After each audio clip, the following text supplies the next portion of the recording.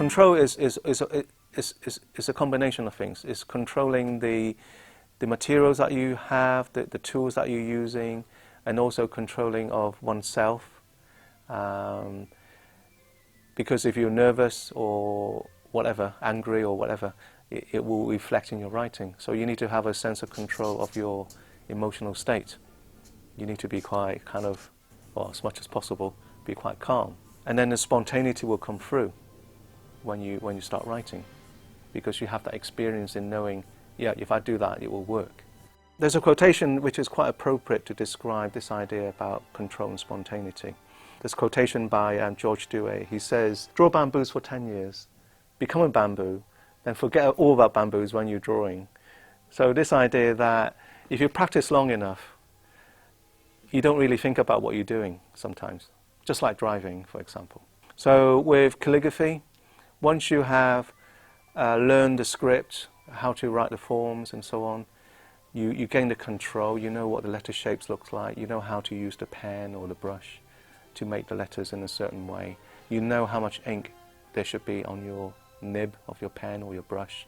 You know what kind of paper you're using and how it reacts with your pen. So all that becomes kind of an innate knowledge, which then adds to the control that you gain.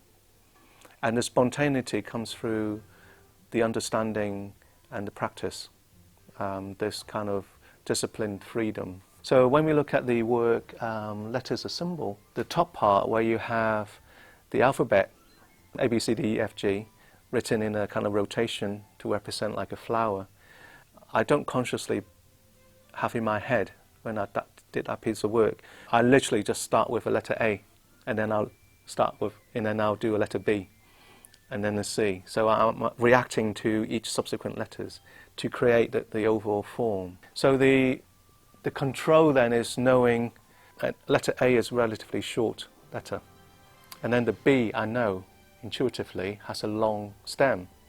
So depending on the space that I have on my piece of paper, I can make the stem of the B as long as I want. So I can do a very, very long stem and then do the bow of the B. And then C is, oh, very short letter. It's all written very spontaneously.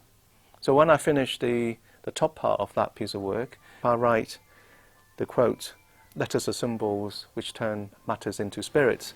I thought, oh, actually, to contrast that heaviness, maybe just a very simple line of writing would balance that piece of work well.